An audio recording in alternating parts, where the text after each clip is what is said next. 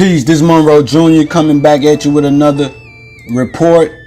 Our young brother who was slammed at the Waffle House, many of us saw the video go viral. He was choked and slammed, and of course a lot of white supremacists say, well, you know, that wasn't the entire altercation and the young man is more to the story.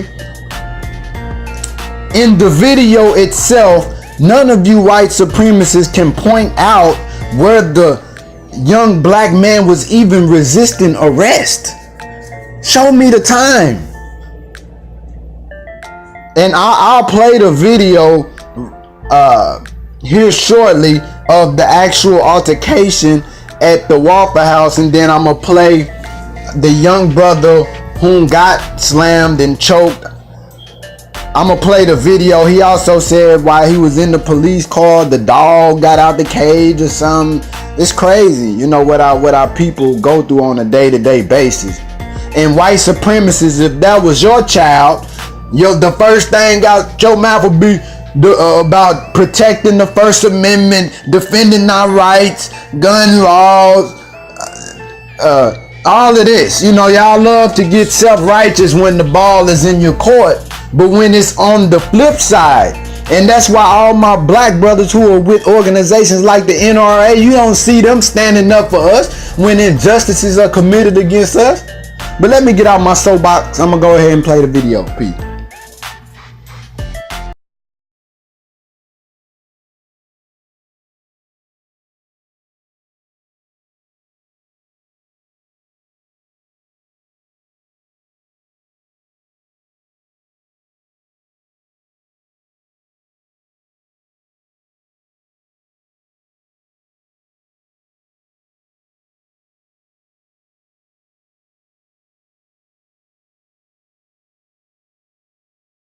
As I stated several times, my hands was in the air. Wasn't resisting. Wasn't trying to at all. My head hit the glass, which I had stitches in my forehead before. I stated, as my head hit the glass, I started having pain problems in my head. So I turned around.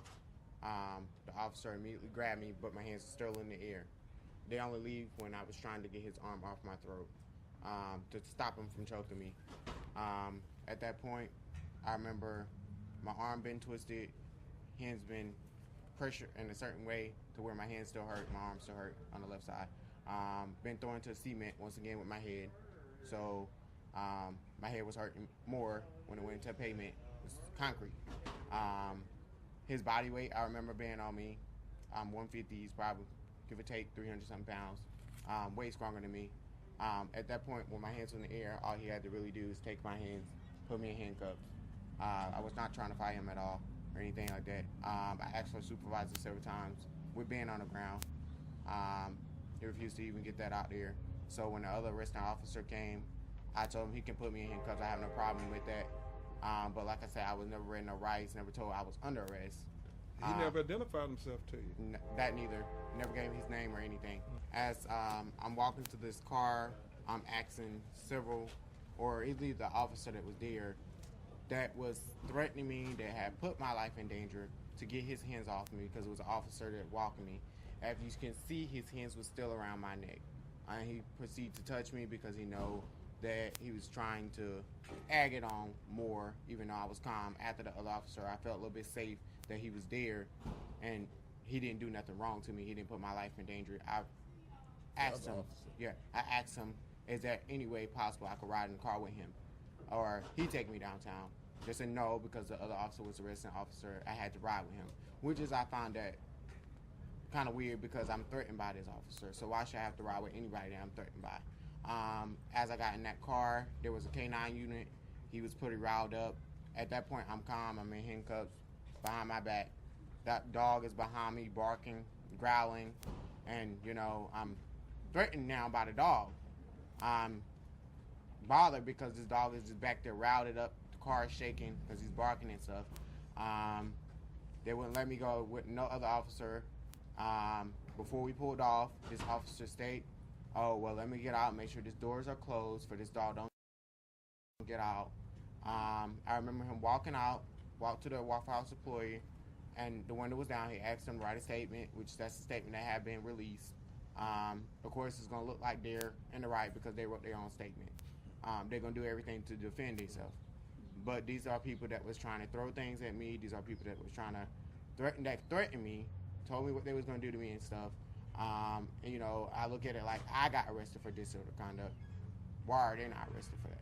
Why are they not have a charge for that? They was disordered, out of control at their workplace. And they use homophobic slurs towards you? All kinds of faggots, F-bombs, what they would do, how they was going to beat us and stuff. So, yes.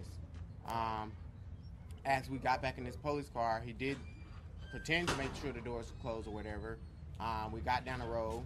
His driving was dangerous. I was certain about that also. Once again, I'm in the front seat in handcuffs, K9 in the back, and the gate that's divided us. Got down the road, passing and no passing on, excessive speed. Left the officer that was watching behind us, that was following us, going in the same direction as us, with nothing in the car, no K9. Why couldn't I be in that car with that officer? The dog got out, snapped at me at this side. At this time, I'm in fear of my life again, because this is a dog that's probably going to protect the officer and that's trying to protect the officer, but I'm no harm to him, in handcuffs, hands behind my back, locked up, and the dog got out and snapped at me. So let me make sure I understand, there was a cage separating the front seat from the back seat where the dog was roaming free. Mm-hmm. And even though he alleged to have made sure it was secure, the gate then opens and the dog head comes in the front of the car trying to get at you. Correct. After he had forcibly passed the car in the speed lane with excessive speed and left the officer, that's when that dog apparently popped out. And as we got down there to the magistrate's office, I asked the officer that was out there that followed us, and the other officer said he can put my hands in front because I was no threat, no harm to him. They handcuffed me in my front. I asked him, is it usual for a dog to get out of a cage? And he said, excuse me, what did he say? I said, is it unusual for a dog to open the cage itself? He said, no. He said, why would you ask that? I said, because the dog got out the cage while I was in the car.